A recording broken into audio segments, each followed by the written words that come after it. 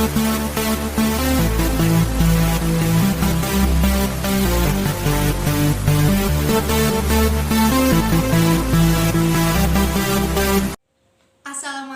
warahmatullahi wabarakatuh. Baik, sebelum memulai pembelajaran kali ini, kita membaca basmalah terlebih dahulu. Bismillahirrahmanirrahim. Oke, hari ini kita akan mempelajari tentang sifat-sifat operasi hitung matematika ya.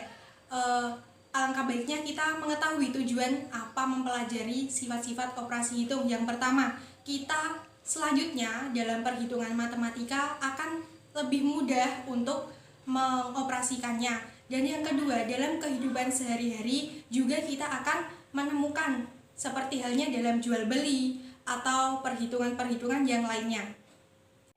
Nah, apa itu sifat-sifat operasi hitung matematika? Yaitu ada 3 ya. Yang pertama ada komutatif atau pertukaran, dan yang kedua ada asosiatif atau pengelompokan, dan yang ketiga ada distributif. Nah, agar lebih jelasnya nanti kakak akan menjelaskan dengan disertai lengkap dengan contohnya.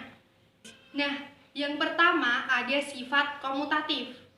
Seperti saya tuliskan terlebih dahulu, yang pertama yaitu komutatif. Sifat komutatif atau nama lainnya bisa disebut dengan pertukaran ya.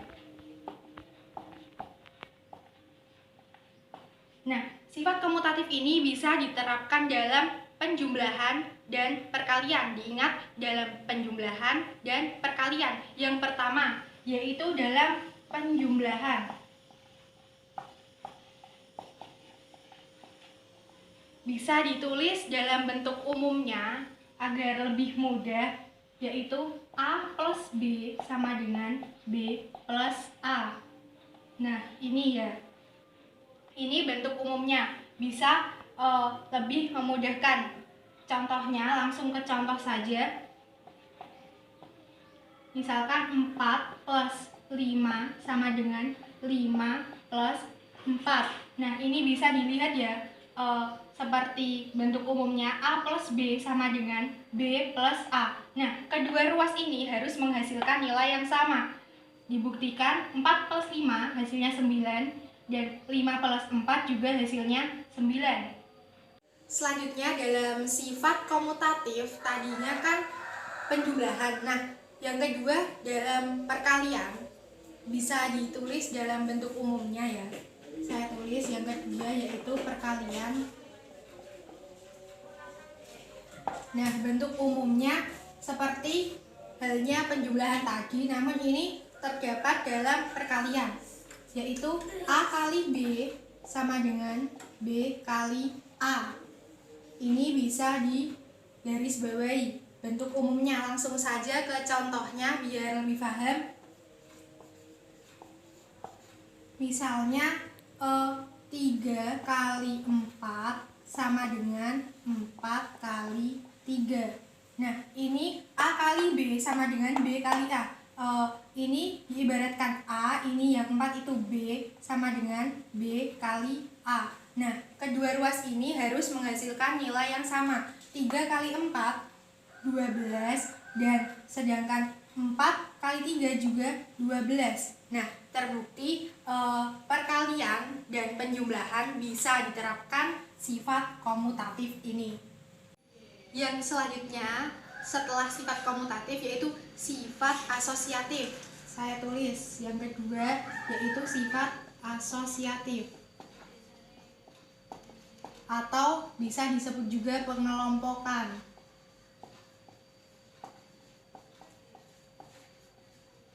Nah, sifat asosiatif ini juga bisa diterapkan dalam penjumlahan dan perkalian. Gimana bentuk umumnya? Nanti saya jelaskan di sini. Yang pertama yaitu penjumlahan.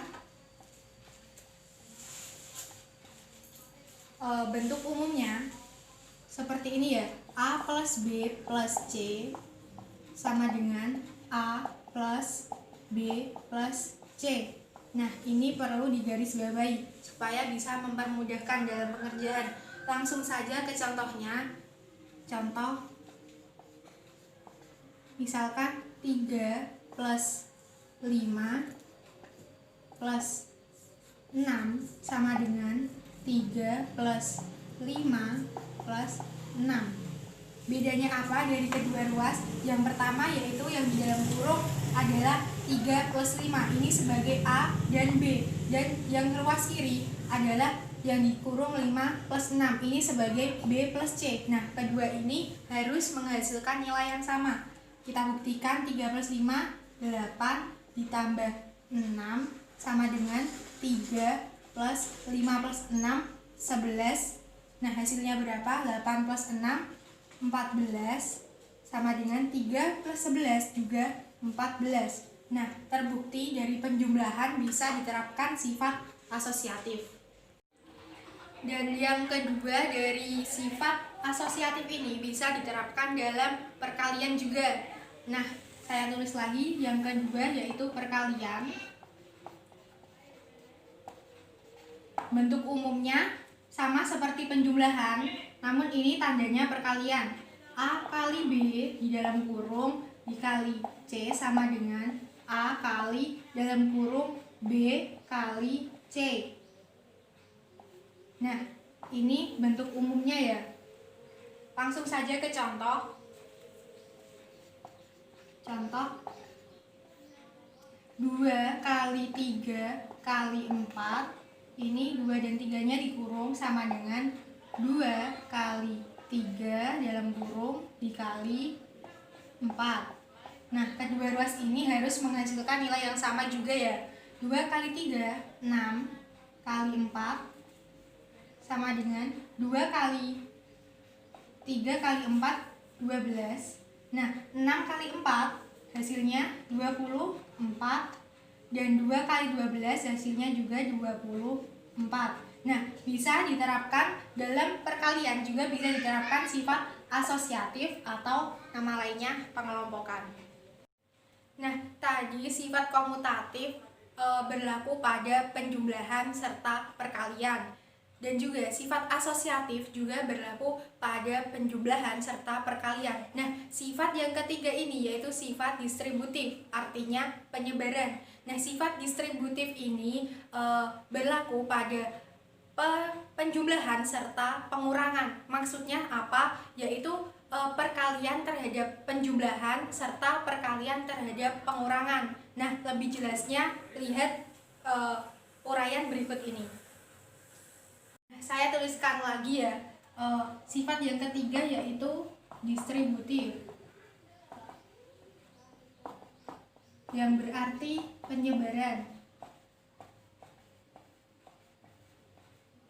Nah, sifat distributif ini tadi yang pertama yaitu berlaku pada perkalian terhadap penjumlahan. Maksudnya seperti apa? Saya tuliskan bentuk umumnya juga. Saya tulis lagi. Yang pertama yaitu perkalian terhadap penjumlahan.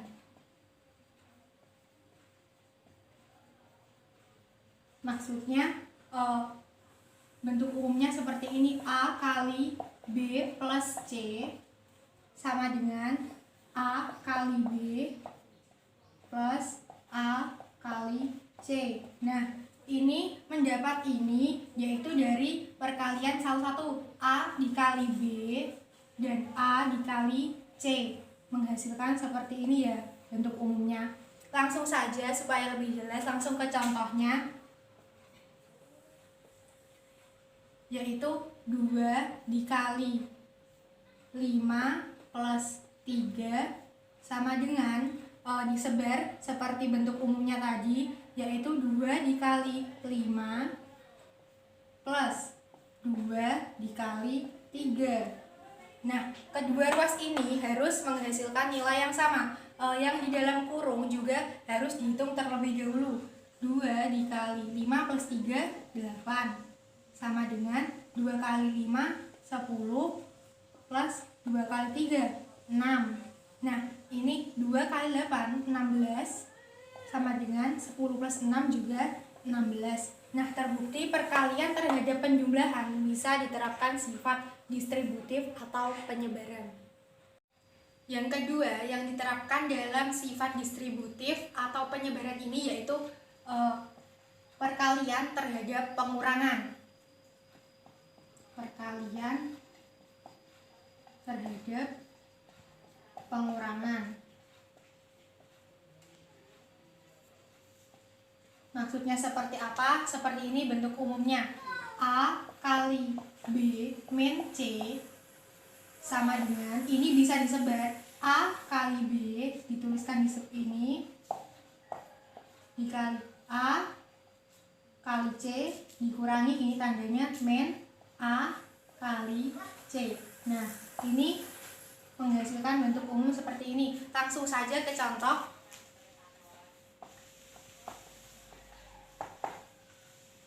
Tiga dikali 5 min 2 sama dengan, bisa diterapkan penyebarannya, yaitu 3 dikali 5 dikurangi 3 dikali 2. Nah, kita hitung 3 dikali 5 min 2, 3 sama dengan 3 kali 5, 15 dikurangi 3 kali 2, 6. Nah, ini 3 kali 3, 9 sama dengan 15 dikurangi 6 juga 9. Nah, kedua ruas ini menghasilkan nilai yang sama yaitu 9. Jadi terbukti perkalian terhadap pengurangan bisa diterapkan sifat distributif atau penyebaran. Nah, setelah mempelajari dari ketiga sifat tadi yaitu ada komutatif, asosiatif, serta distributif, kakak ada beberapa latihan soal. Mari kita kerjakan ya. Yang pertama yaitu lengkapi sifat komutatif berikut ini. Nah, yang pertama negatif 20 ditambah 35 diterapkan dalam sifat komutatif atau pertukaran yaitu 35 ditambah negatif 20 yang menghasilkan 15. Cukup mudah ya.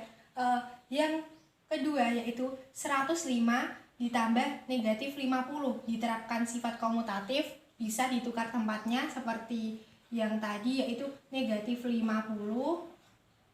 ditambah 105 sama dengan 55. Nah, ini yang menggunakan sifat komutatif. Yang selanjutnya yaitu lengkapi sifat asosiatif berikut ini. Yang pertama 4 dikali negatif 10 dikali 6.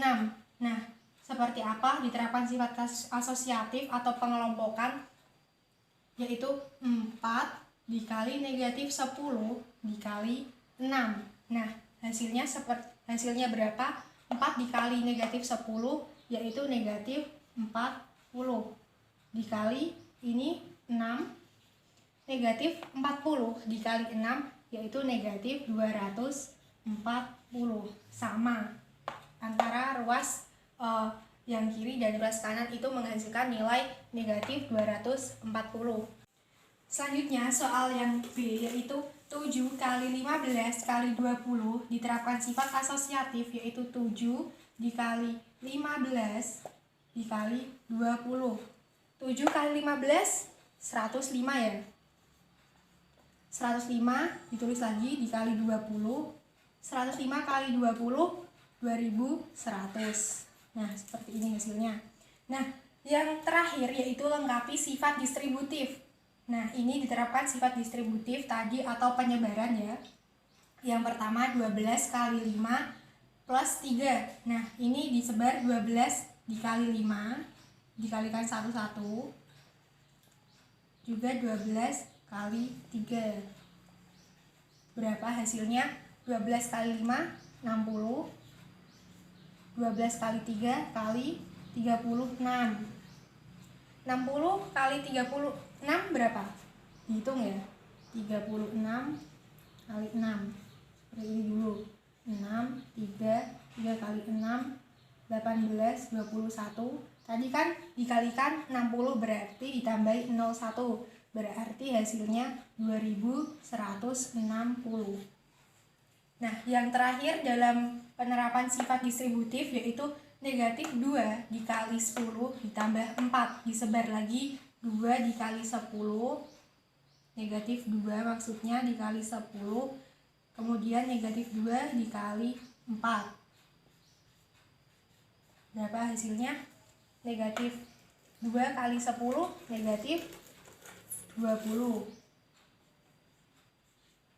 Negatif 2 dikali 4 ditambah negatif 8. Negatif 20 ditambah negatif 8 sama dengan negatif 28. Nah, seperti ini. Mudah kan? Nah, sudah selesai ya untuk memahami sifat-sifat operasi hitung tadi. Yang pertama ada sifat komutatif yang berarti pertukaran yang diterapkan dalam penjumlahan serta perkalian. Dalam penjumlahan bentuk umumnya A plus B sama dengan B plus A, dan dalam perkalian juga A kali B sama dengan B kali A. Mudah kan teman-teman? Yang kedua yaitu sifat asosiatif atau pengelompokan. Dalam asosiatif ini juga bisa diterapkan dalam penjumlahan serta perkalian. Dan yang ketiga yaitu sifat distributif atau bisa diartikan penyebaran. Sifat distributif ini bisa diterapkan yang pertama yaitu dalam perkalian terhadap penjumlahan seperti tadi rumusnya, dan yang kedua perkalian terhadap pengurangan. Mungkin cukup sekian pembelajaran pada kali ini. Kurang dan lebihnya kakak minta maaf. Kita akhiri pembelajaran kali ini dengan bacaan hamdalah terlebih dahulu. Alhamdulillahirabbil alamin. Cukup sekian. Wabillahi taufiq wal hidayah. Wassalamualaikum warahmatullahi wabarakatuh.